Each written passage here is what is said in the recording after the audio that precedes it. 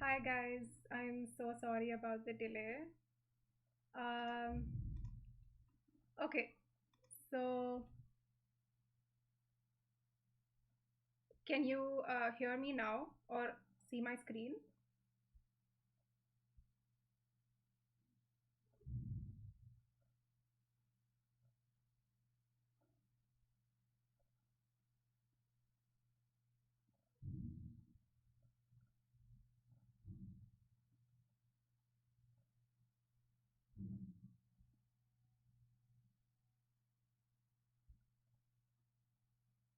Okay, yeah, sorry about the delay. This is Smita and welcome to today's session. This is the second session in practical mathematics for robotics.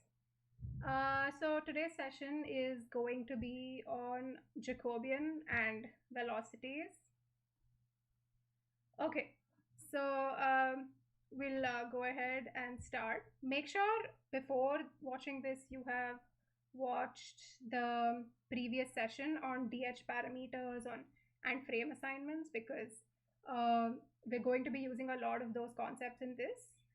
So, okay, let's start. So, what we're going to cover today is a basic introduction to linear velocity and angular velocity. Then we're going to see the linear and rotational velocities of rigid bodies. Then we're going to look at velocity propagation. Then we're going to cover the basics of Jacobians. We're going to apply those Jacobians to velocity propagations. We're going to look at singularities. And then in the end, we're going to solve one problem on two-link manipulator using all the concepts we just learned. Okay, so let's get started. Okay, so first, linear velocity. What is linear velocity? So you have to remember that it describes the attribute of a point in on any frame. Okay, so you can see this figure here. So let's consider this is an object and a position vector is drawn from the origin of this xyz frame to the centroid of this object. Okay, there's another frame here which is the object frame. So the position vector with respect to this reference frame we'll name as PR. Okay, so what will the linear velocity of the object be? It will just be dpr by dt. This is pretty basic, but it's important to understand this. Next, let's go to angular velocity. Now, this is an attribute of a body. If you remember, linear velocity was attribute of a point. Okay, so angular velocity describes the rotational velocity of a frame. Let's consider this figure here. In this XYZ frame, let's say this frame is rotating about the Z axis with an angular velocity phi dot. How will you represent the angular velocity vector? You will say in a matrix 0, 0, phi dot, which means only the Z component of this angular velocity is present. Same thing, second figure, frame is rotating about x-axis with angular velocity phi dot. The vector omega will be phi dot 0, 0. This is the y-axis. Omega will be 0, phi dot 0. And then the last figure, let's say you have an arbitrary unit vector in space, in xyz space, rotating with an angular velocity phi dot. Then you will have omega to be phi dot u. Okay, so next we look at rigid bodies. We see linear and rotational velocities applied to rigid bodies. First one, we take linear velocity. I'll just explain the scenario to you. We have two frames, frame A and frame B. Then we have a vector Q defined in frame B. So APBORG, what is this? We draw a vector from the origin of frame A to the origin of frame B. Okay, so anything superscript will be A, which means it's referred to that frame, and BORG means it's just drawn to the origin of B. So APBORG is the position vector connecting these two origins, and Q is the vector we consider, and it is defined in the B frame. So what we need to find is the velocity of this vector with respect to A. Now we know the velocity of this vector with respect to B, but if we have to find it with respect to A, we take this equation. AVQ, which is velocity of Q with respect to A, equals AVBORG. So if you notice, if you differentiate this with respect to time, you get AVBORG plus ARBBVQ. So which means you have the velocity of vector Q in respect to frame B to A. So the total linear velocity AVQ is going to be represented by this equation. Okay, but you have to remember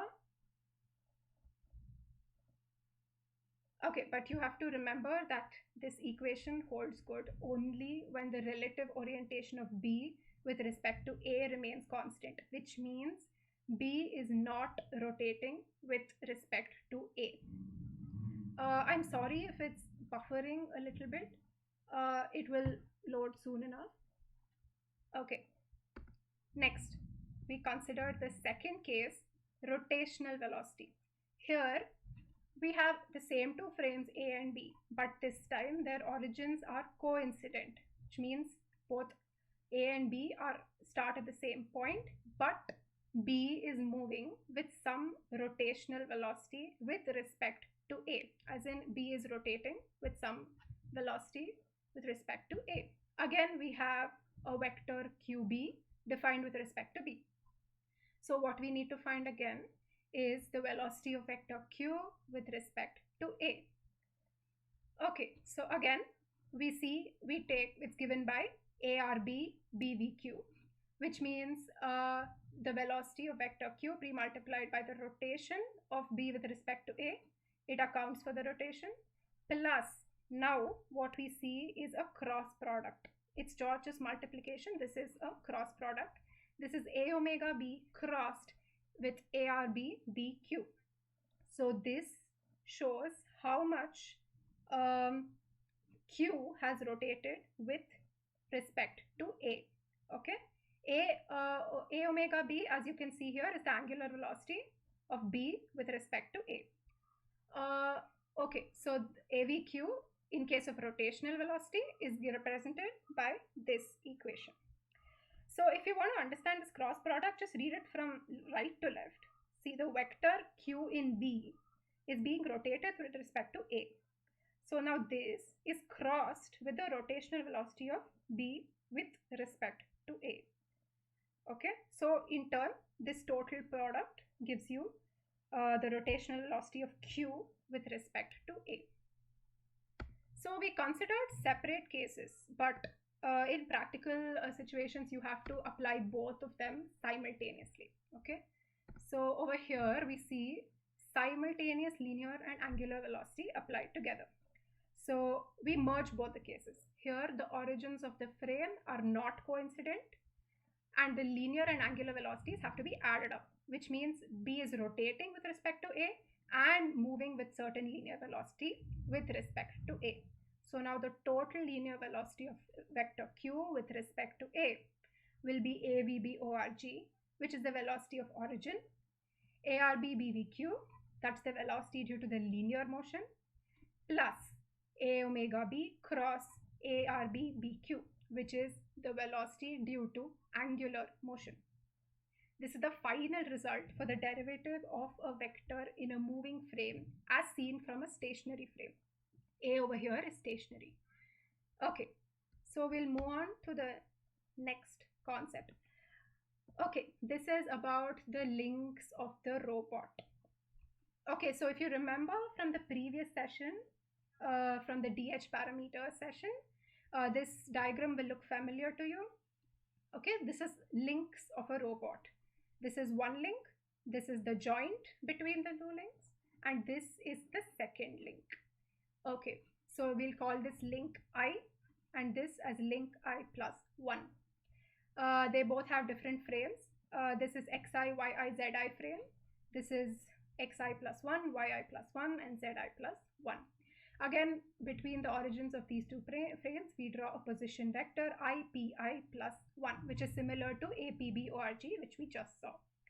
Okay, so now we have the linear velocity of link I, which is ivi. We have the angular velocity of link I omega I. We have linear velocity of link I plus 1, vi plus 1, angular velocity of link I plus 1, which is I plus 1, omega I plus 1. As you can see, at any instant, each link of a robot in motion has some linear and some angular velocity. Okay, so now we look at velocity propagation, in particular forward propagation. Okay, so we consider the problem of calculating the linear and angular velocities of the links of the robot. Now computational velocities of each link will be demonstrated from the base. So the velocity of link I plus 1 will be that of link I plus whatever new velocity component is added by the joint I plus 1. Okay, you will understand now. Let's consider the angular velocity of link I plus 1. Okay, so that will be defined by I omega I plus 1. So this just means omega I plus 1, which is angular velocity of link I with reference to the previous link, which is I. So it will be same as that of link I, that is I omega I plus whatever new component caused by the rotational velocity at joint I plus 1. So the second link is rotating with some angular velocity with respect to the first link I. So that is accounted for by this. So theta dot is that velocity. It has some rotational component. So this is the rotation matrix. And we're considering only the z component of the rotation. Okay, because these links are aligned along z axis. Okay, so if we see the angular velocity from link to link, the final objective is you need to get this equation, that is I plus 1 omega I plus 1, which is angular velocity of link I plus 1 with respect to I plus 1. We just derived this equation. So now if you want to get this final equation, just pre-multiply both sides of this equation by I plus 1 ri plus ri, which is just the rotation of I with respect to I plus 1. Okay, you are pre-multiplying this. So what you get finally, so basically if you just want a tip to remember this, remember the subset and superset consecutive ones have to always cancel. Okay, so this I and this I will get cancelled. And okay, so if you see that you will get I plus 1 omega I plus 1.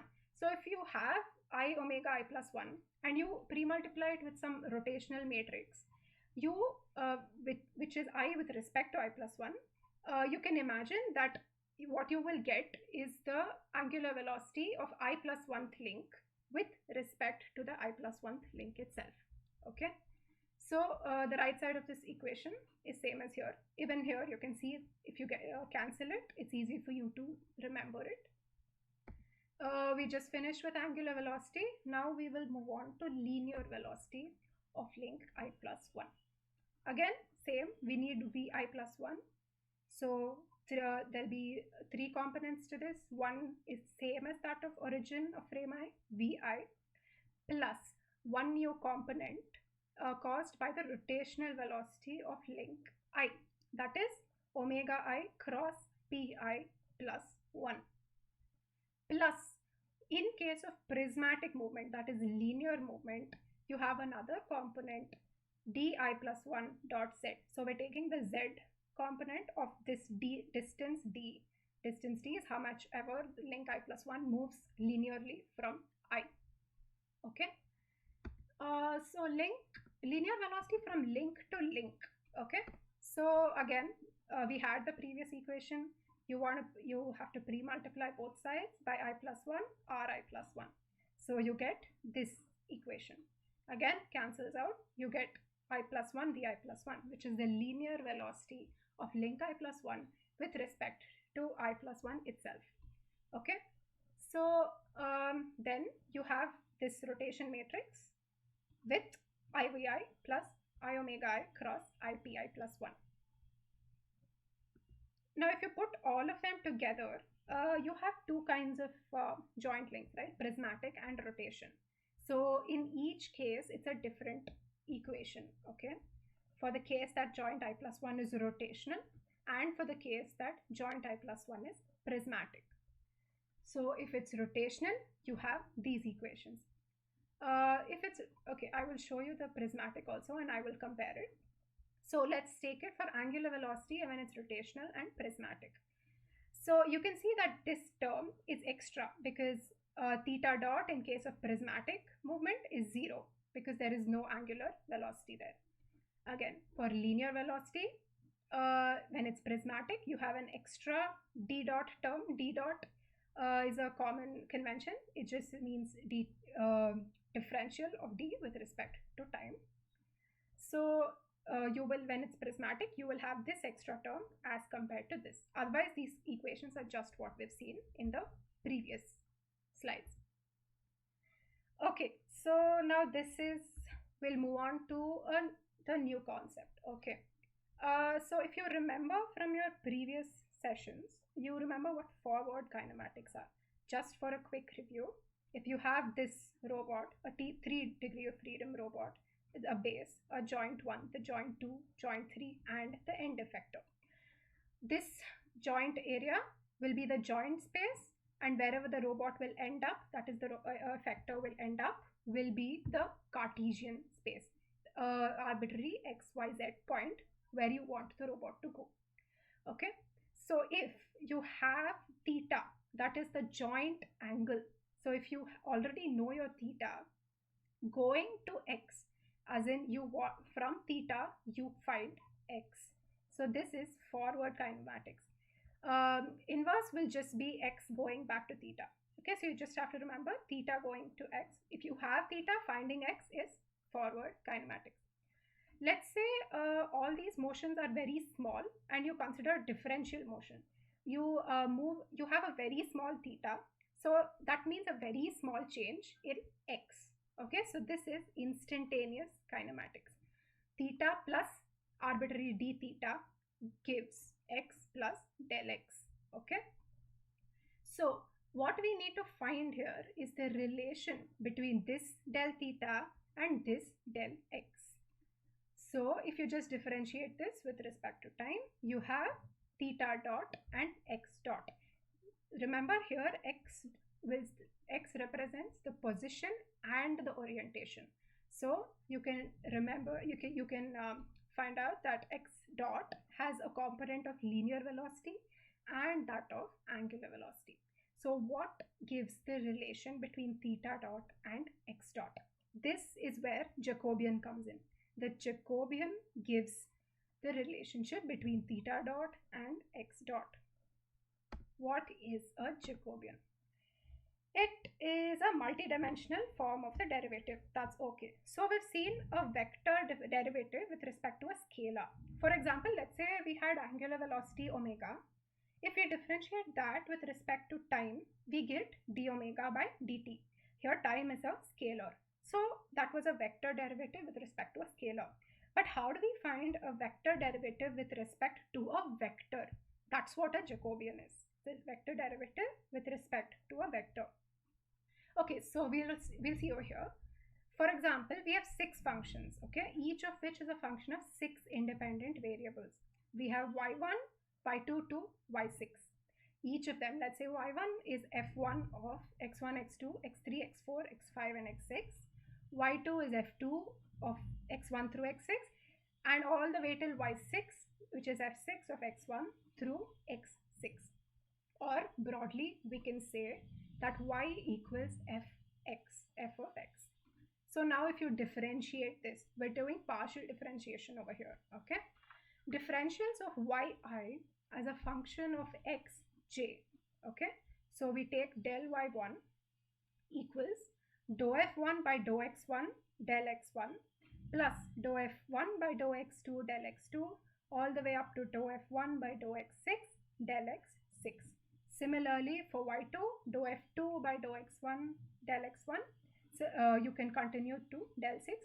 we're going to do this till we reach del x6 equals dou f6 by dou x1 del x1 plus all the way to dou f6 by dou x6 del x6. Okay. Okay, let's stay here for a while. See, the Jacobian can be established for any kind of robot being considered. Okay. For example, in the previous session, we had considered a cylindrical robot, if you remember, with 3 degrees of freedom, namely r, phi, and theta. Okay, so then its Jacobian will be a 3 cross 3 square matrix, where the 3 degrees of freedom, where the 3 rows signify that the robot has 3 degrees of freedom, and the 3 columns signify that there are 3 joints in the robot. Okay, so like this, the Jacobian matrix can be considered for some of the popular industrial robots. Okay, namely, you have the Stanford arm, you have Puma 560, you have SCARA manipulator, you have the Yukinova 6DOF robot, and so on. So this isn't a purely theoretical concept, it is actually being applied to all industrial robots. So when you actually want to construct a robot on your own, it isn't just an assembly of pieces with nuts and bolts. There's actually a lot of math and physics going on behind it.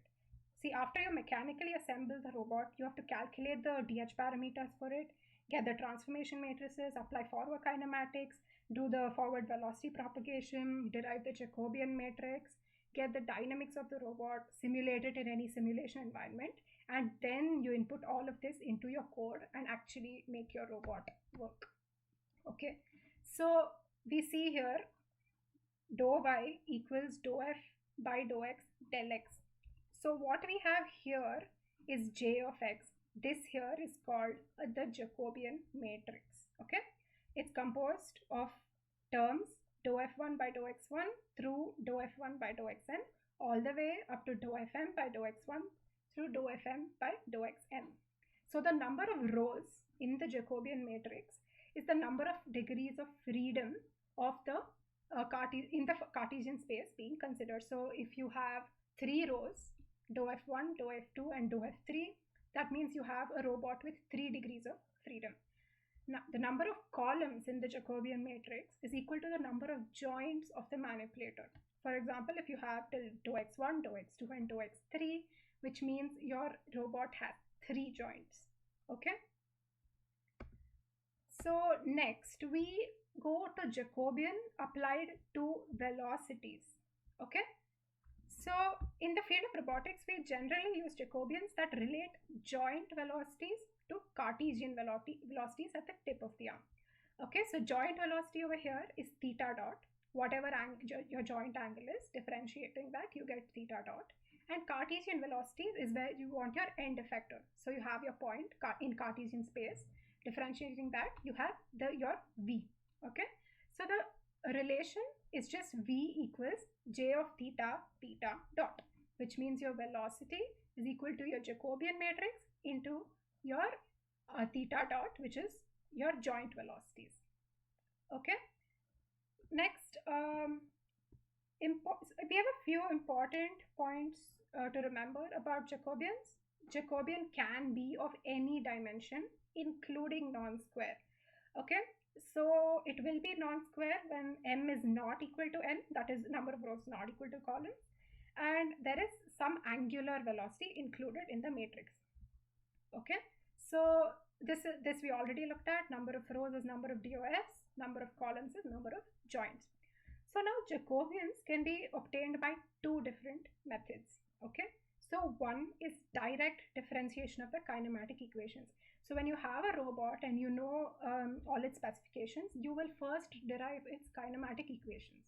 Okay, when you directly differentiate this, you can get the Jacobian, but this is actually a very lengthy process and is not normally used because as the number of joints in your robot increases, so does your computation.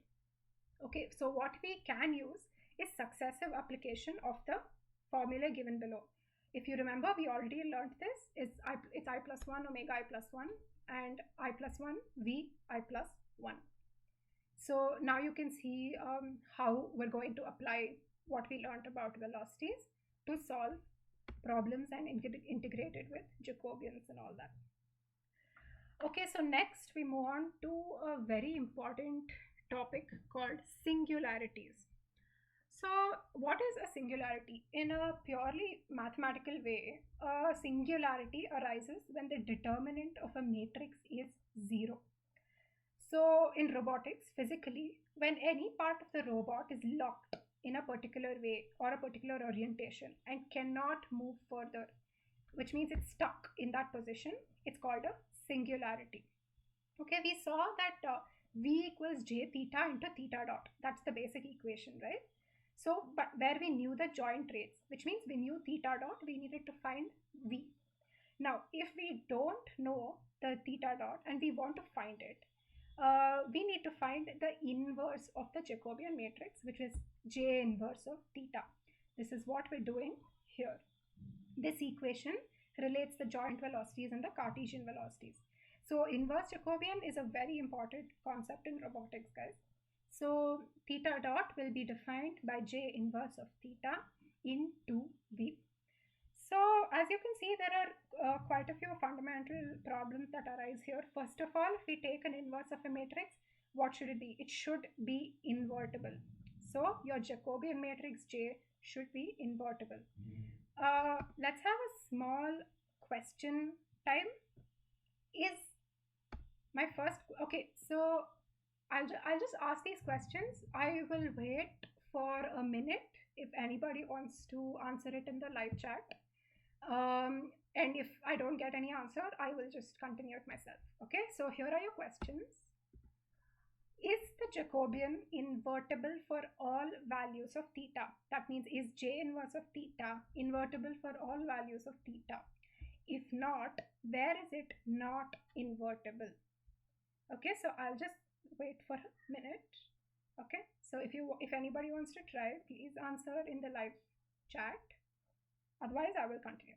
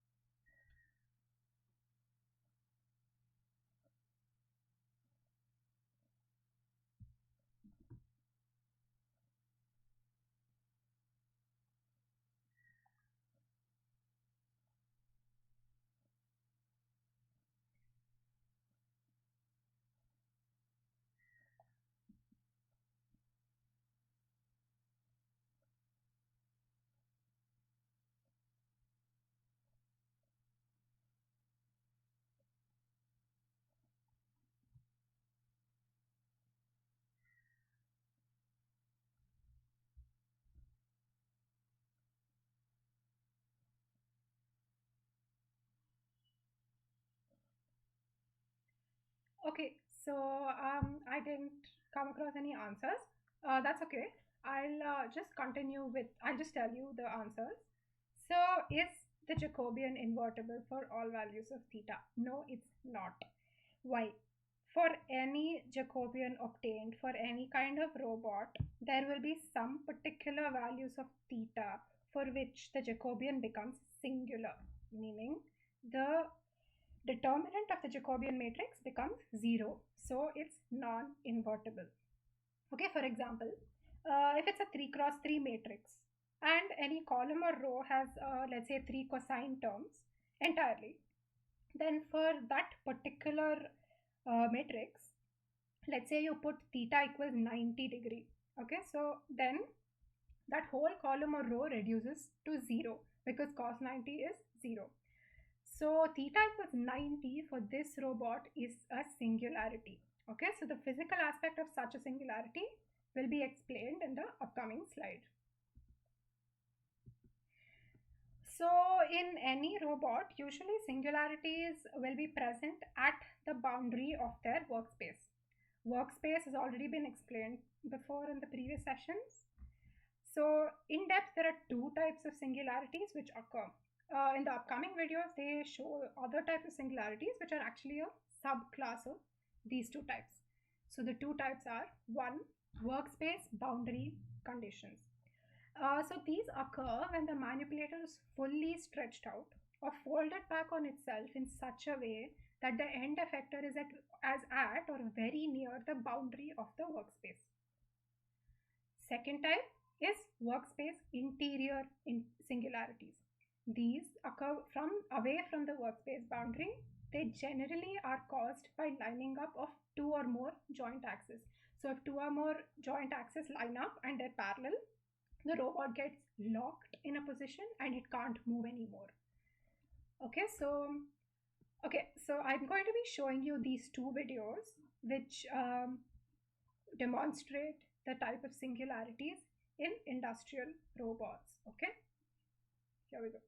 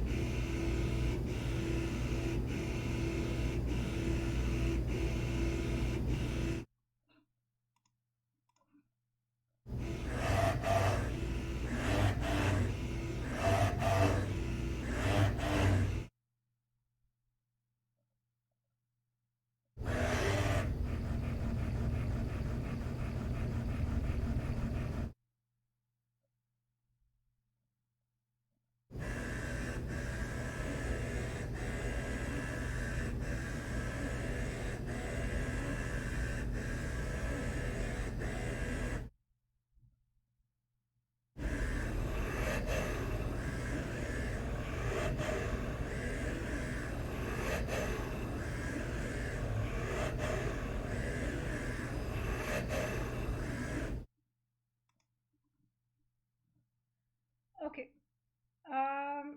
so let's see another video on the singularities in an industrial robot.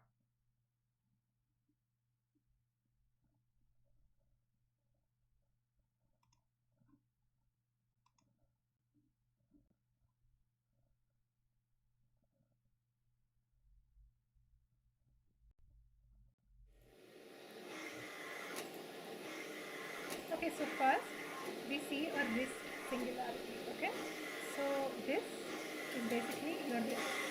So now the robot will lock in a particular direction and it can't move anymore.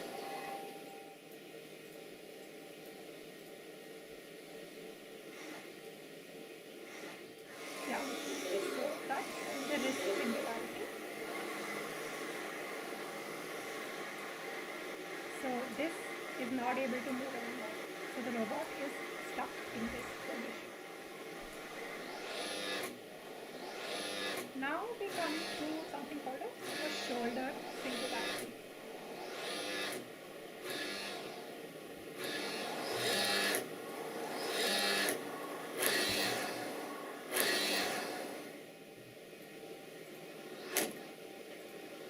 Okay, so it's locked into this position. It cannot move from this position. Next is an elbow singularity.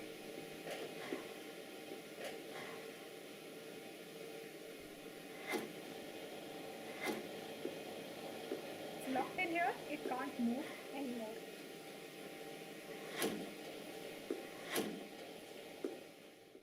So I think now you can appreciate what singularities actually mean practically. So all this happens because because it locks down in such a position because your Jacobian matrix is not invertible. Okay, so our activity for today is I thought we could solve a problem based on whatever concepts we've learned today. So I'll be combining all of what we have learned today into this problem. So you can try to solve it with me. So try getting a pen and paper. You can solve it with me, or you can observe and solve it later. Okay. So in this problem, we have a two-link RR manipulator. Okay. So these are the two links of the robot. The first link is moving with an angular velocity theta1 dot, which means we can say this is theta1. Second link is moving with an angular velocity theta2 dot. Okay, so we can see the angle here is theta2.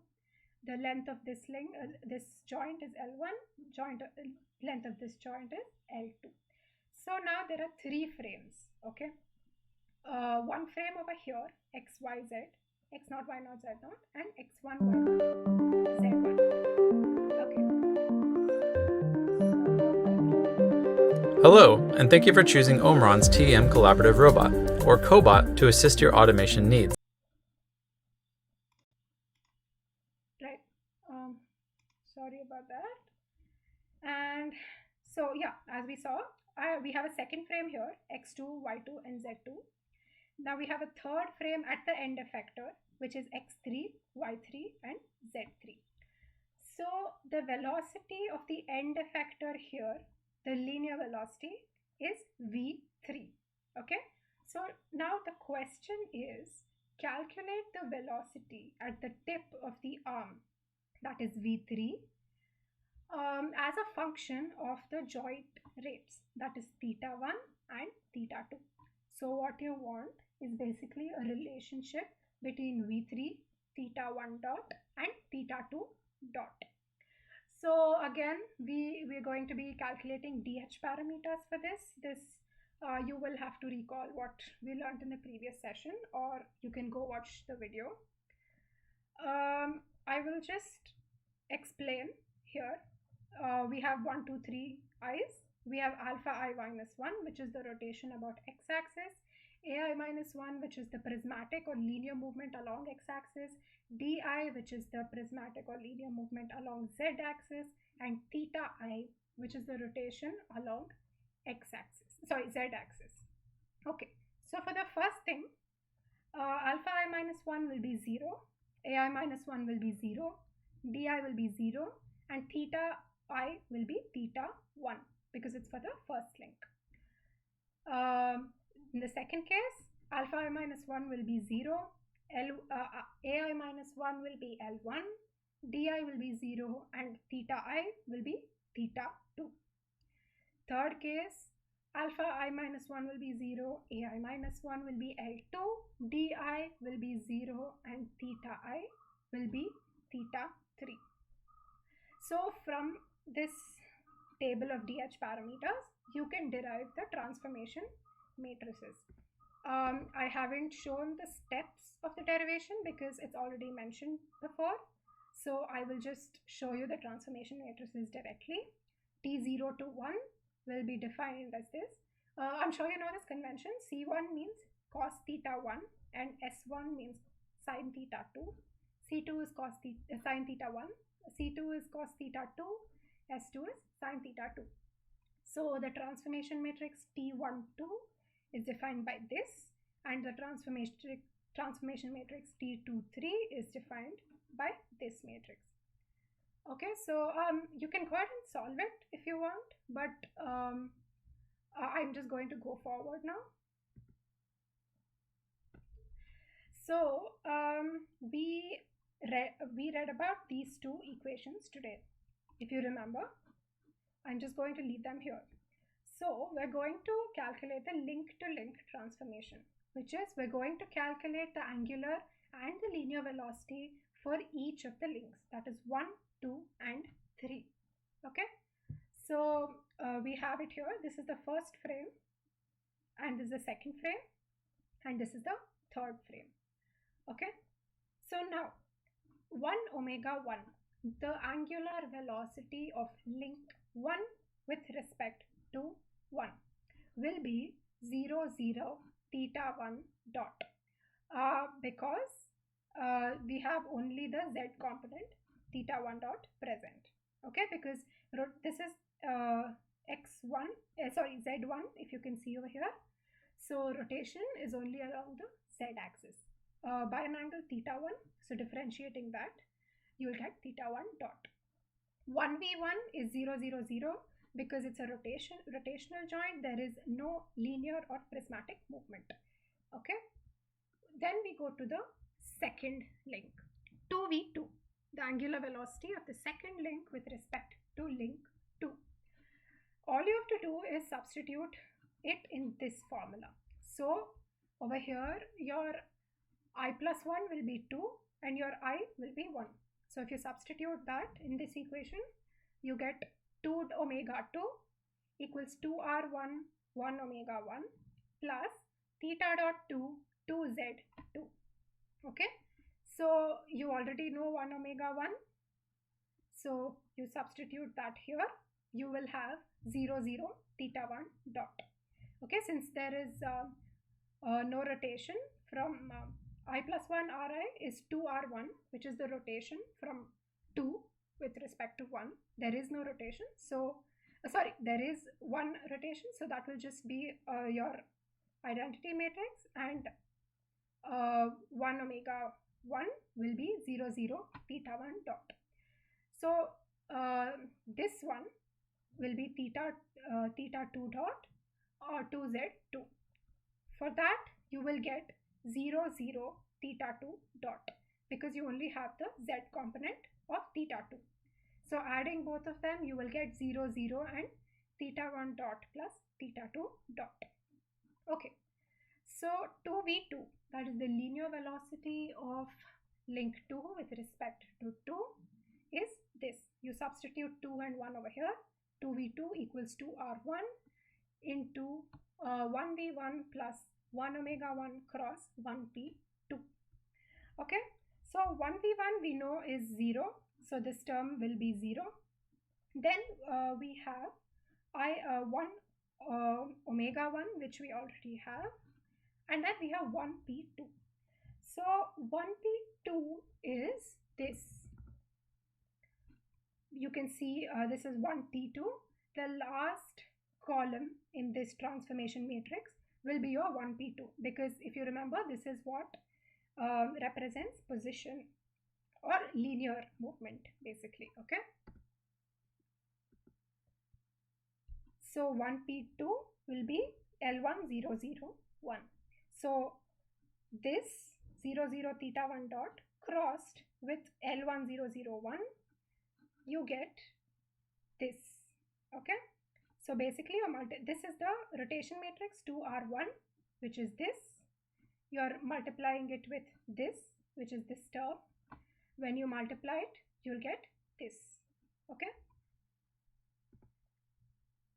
then last link is 3 omega 3. So now we can see that it will be equal to 2 omega 2, because let's just substitute it here. 3 omega 3 equals 3r2 2 omega 2 plus theta dot 3 3z3. So as you can see, there is no theta 3 over here. Okay, so that will be 0. So if this term is 0, you will just get 3 omega 3 equals 2 omega 2. Okay, so I'm not going to explain this 3v3. You can just substitute it on your own. Okay, so we got the velocity of link 3 with respect to frame 3. Now if you want the velocity of 3 with respect to frame 0, which is a non-moving base, you just have to pre-multiply it with a rotation matrix. Okay, this 0r3, which is given by 0r1 1r2 2r3. Again, you can see that if you just cancel out, you will get 0r3. Okay, you've learned about rotation matrices before, so I haven't explained it in detail. 0r3, if you multiply these 3 rotation matrices, you will just get this. Okay, so this, if you multiply with this, you will get 0v3. Okay, so I'm just multiplying this and this, so to get this. Okay, so if you see that 3v3, we have one matrix over here and another matrix with theta 1 dot and theta 2 dot. Now if you can remember what this matrix is, It's the Jacobian. Okay, because Jacobians are defined by v equals j of theta, which is this, into theta 1 dot theta 2 dot. Okay, this notation here, if some of you don't know, it's C12 is cos theta 1, cos of theta 1 plus theta 2. This is S12 equals sine of theta 1 plus theta 2. So next we will see how the Jacobians are calculated. So the Jacobians in frame 3, that is j of theta with respect to frame 3, will be written as this matrix, as you can see over here. This is 3j of theta. Now again, if you want to write the Jacobian with respect to frame 0, it will be this, because if you remember, we got the velocity with respect to frame 0, that is 0v3. So this will be the Jacobian matrix. Okay. Yeah, so this is how you write Jacobians with any frame, with respect to any frame you want to. Okay. So in these Jacobian matrices, we've considered only the linear velocities. Okay. So it's only a 2 cross 2 square matrix. So if we had considered even the angular velocities, then the last row we would have one extra row with the angular velocities, making this Jacobian matrix non-square. That is a 3 cross 2 matrix. Okay, so that's how a Jacobian matrix can be non-square. So we've covered all of the concepts that for this session we learned about Jacobians, linear and angular velocities, velocity propagation, and we've applied Jacobians to velocities. You can try to solve this problem on your own. You can post any questions. You can DM us on our Insta page or send us a mail if you have any doubts regarding this. Or you can even post it on the live chat now. I'll try to answer them. So yeah, that brings us to the end of today's session. These are few of the references that I used. You can probably take a screenshot of them, or we'll see about sending the slides or something. Yeah, so thank you.